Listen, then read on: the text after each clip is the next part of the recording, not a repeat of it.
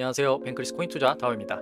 오늘은 불장을 맞아서 왜 코인 선물 투자보다 디파이를 해야 하는지 간단히 말씀드리겠습니다. 일단 디파이를 왜 시작해야 되는가? 무조건 디파이만 하라는 것은 아닙니다.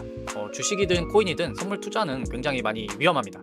그래서 첫 번째로 그 위험한 이유가 먼저 레버리지의 유혹에 쉽게 빠져서 청산이 나버릴 수가 있습니다. 그리고 둘째로는 결국에 이게 롱숏 둘 중에 하나를 맞춰야 하는 게임이라는 거고요.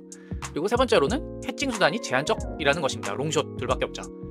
그런데 디파이 투자는 이런 선물의 위험을 낮추는 옵션이 될 수가 있습니다. 그러니까 무조건 디파이만 하라는 게 아니라 선물 투자를 하시더라도 리스크 해치 차원에서 디파이에도 분산 투자를 하면 좋다는 이야기입니다.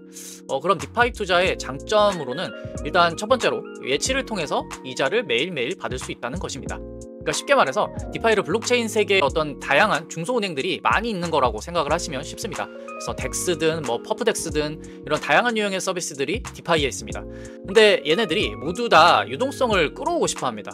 그래서 자기네 토큰을 발행을 하든 아니면 자기네 사업에서 나오는 수익을 나눠주든 아무튼 자기네들한테 이 코인을 예치를 하면 이자를 내가 더 쳐줄 테니까 우리한테 맡겨라 하는 겁니다. 그리고 두 번째 장점은 다양한 투자 옵션이 존재한다는 겁니다. 물론 선물 투자에서도 차트 분석이냐 아니면 내러티브냐 등등 이런 다양한 전략이 있을 수가 있겠죠. 하지만 결론적으로는 결국 롱숏을 맞춰야 돈을 번다는 겁니다. 근데 그 롱숏을 맞추기 위해서 다양한 전략을 쓰기도 하고 다양한 종목을 보고 선택을 하고 이러기도 하겠죠. 하지만 디파이 투자는 옵션이 굉장히 다양합니다. 그냥 스테이블 코인을 예치를 해서 약간의 이자만 받는 그런 방법도 있고요. 아니면 집중 유동성 제공이라고 해서 정해진 범위에만 유동성을 공급을 하는, 예치를 하는, 그렇게 해서 더 높은 이자를 받는 그런 방법도 있습니다. 혹은 굉장히 특수한 사례이지만 팬들의 YT 토큰이라는 걸 사서 에어드랍 대박이 나는 걸 한번 노려볼 수도 있고요. 이렇게 굉장히 다양한 형태의 상품이 있어서 이걸 다 이해하는데 오히려 진입장벽이 있긴 합니다. 하지만 아무튼 이 선물에 비해서 투자 옵션이 굉장히 엄청 다양하다는 그런 장점이 있을 수가 있겠습니다. 물론 리스크도 있습니다. 제가 디파이 투자가 선물보다 더 우월하다거나 더 확률 높은 게임이다 이렇게 이야기하는 건 아닙니다. 아마 선물과 비슷한 정도의 리스크가 있다고 볼 수 있을 것 같은데요. 일단 첫 번째로는 제일 위험한 거 바로 해킹, 러그풀, 스캠의 리스크가 있습니다. 이것도 유형이 다양할 수가 있는데요. 내가 투자한 디파이 서비스가 망하거나 아니면 거기가 해킹을 당하거나 알고 보니 사기이거나 이럴 수도 있습니다. 아니면 이 디파이 서비스는 괜찮은데 내가 투자한 상품의 그 코인 자체가 나락을 가버려서 이건 답이 없는 거죠. 그리고 사람들이 가장 많이 당하는 게 이 지갑을 해킹당하거나 아니면 피싱을 당하거나 하는 겁니다. 그러니까 보안을 소홀히 해서 노트북이나 핸드폰 같은 걸 잃어버려가지고 해킹을 당하거나 아니면 잘못된 사이트에 들어가서 피싱을 당하거나 그런 해킹을 당하는 경우가 있습니다. 이게 사실 사람들이 디파이에서 제일 많이 당하는 위험이긴 합니다. 좀 주의를 해야 되고요. 두 번째로는 물론 이 디파이 서비스들 그리고 각종 풀들의 이자도 매일 바뀌고 또 그 풀을 구성하는 코인의 가격까지도 매일 변하죠. 그래서 찍혀있는 이자가 이 실시간으로 변하는 변동이자라는 게 어떻게 보면 리스크라고 볼 수도 있을 것 같습니다. 오늘 100% 이자가 나왔다, APR이 나왔다 라고 해서 와 하고 들어갔는데 몇 시간 지나고 나니까 혹은 하루 지나고 나니까 무슨 일이 벌어져서 이자율이 막 쭉 떨어질 수도 있으니까요. 그래서 선물만큼 하루 종일 차트를 봐야 될 건 아니지만 그래도 하루에 몇 번씩이라도 주기적으로 확인은 해줘야 되는, 그리고 어떻게 될지 모르는 그런 리스크가 존재하긴 합니다.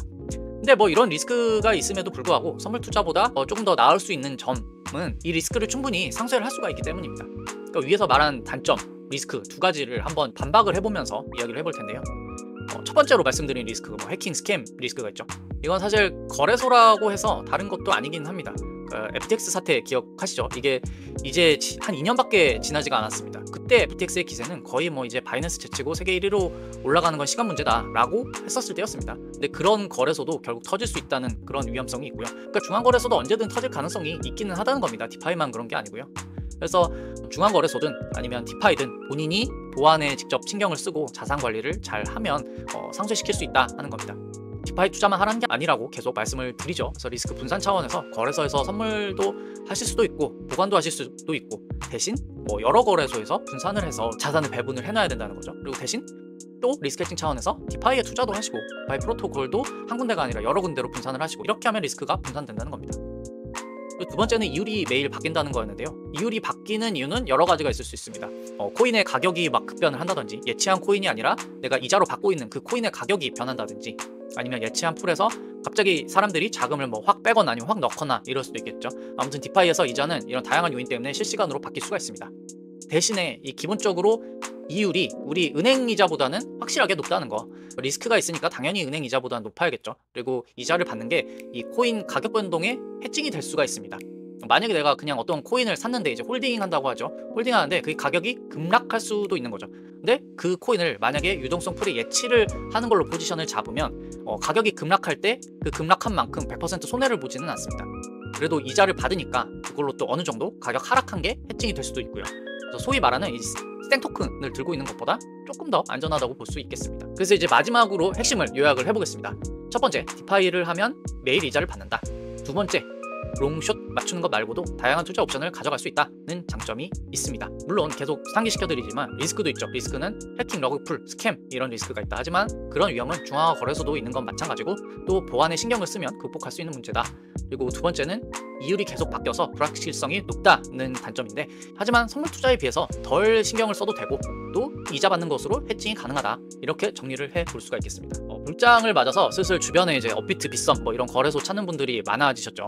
불장이라고 해서 모두 다 수익을 보는 것은 아닙니다. 특히 국내 거래소는 이 선물 거래도 안 돼서 오직 롱 전략밖에 쓸 수가 없죠.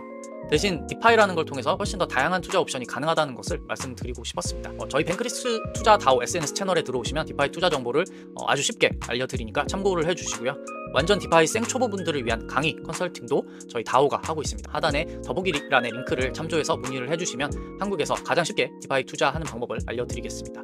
그럼 다음 시간에 더 재미있는 크립토 투자 정보로 찾아오겠습니다. 감사합니다.